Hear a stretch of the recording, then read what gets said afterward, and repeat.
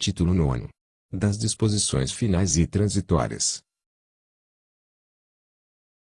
Artigo 275.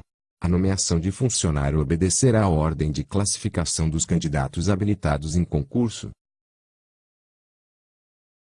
Artigo 276. É vedado ao funcionário trabalhar sob as ordens de parentes até segundo grau, salvo quando se tratar de função de imediata confiança e de livre escolha, não podendo exceder a 2 o número de auxiliares nessas condições. Artigo 277. Poderá ser estabelecido o regime do tempo integral para os cargos ou funções que a lei determinar. Artigo 278. O órgão competente fornecerá ao funcionário uma caderneta de que constarão os elementos de sua identificação e onde se registrarão os atos e fatos de sua vida funcional. Essa caderneta valerá como prova de identidade, para todos os efeitos, e será gratuita. Artigo 279.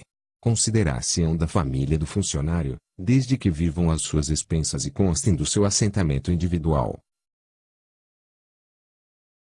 Inciso 1. O cônjuge.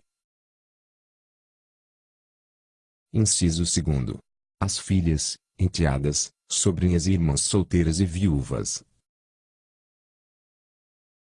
Inciso 3. Os filhos, enteados, sobrinhos e irmãos menores de 18 anos ou incapazes. Inciso 4. Os pais. Inciso 5. Os netos. Inciso 6. Os avós.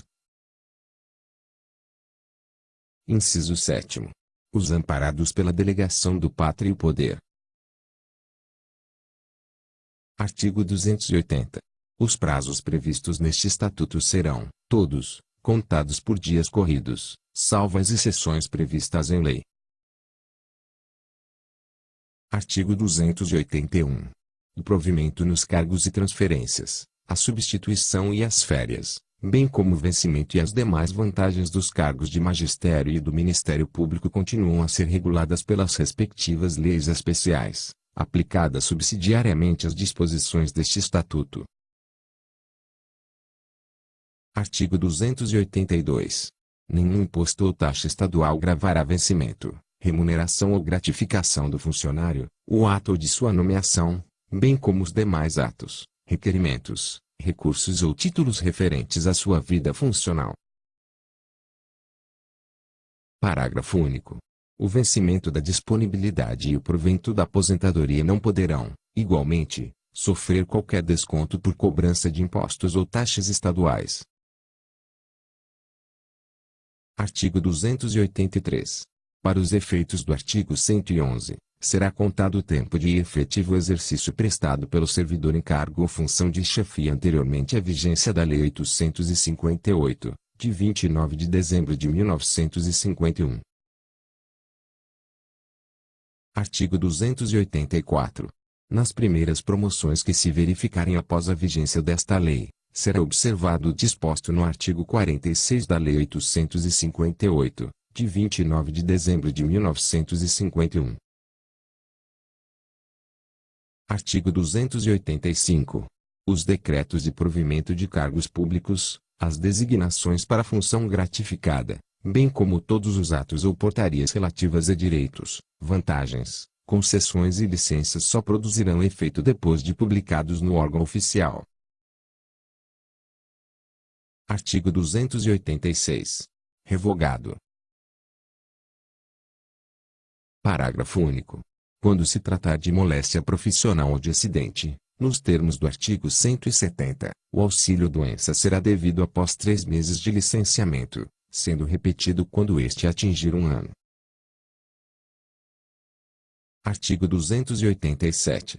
Aos funcionários que trabalham ou tenham trabalhado pelo menos 5 anos nas oficinas do Minas Gerais, em serviço noturno, abonar-se-ão 72 dias, para efeito de aposentadoria, em cada ano que for apurado.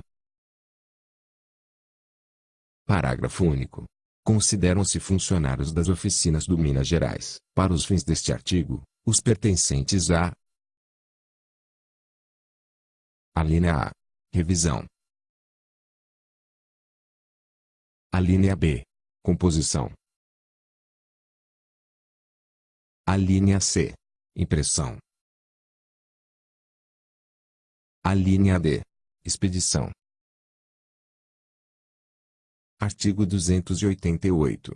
Os funcionários da Polícia Civil, que trabalhem em serviço de natureza estritamente policial, terão direito à aposentadoria com vencimento integral e incorporação das vantagens a que se refere o artigo 116 desta lei, quando completarem 25 anos de serviço dedicado exclusivamente às aludidas atividades policiais. Parágrafo único. Consideram-se atividades policiais, para os fins deste artigo, as exercidas por: alínea A. Delegados de polícia. Alínea B. Médicos legistas. Alínea C. Investigadores. Alínea D. Guardas civis. Alínea E. Fiscais e inspetores de trânsito. Alínea F. Escrivães e escreventes da polícia. Alínea G. Peritos do Departamento da Polícia Técnica. Artigo 289. Tem direito à aposentadoria com 25 anos de trabalho o funcionário que, durante este período, trabalhou 12 anos e 6 meses, pelo menos, com raio inciso 10, substâncias radioativas ou substâncias químicas de emanações corrosivas. Artigo 290.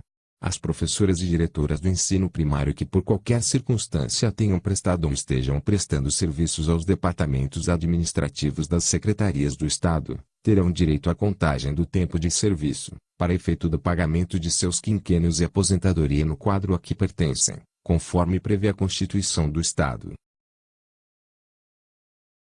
Artigo 291.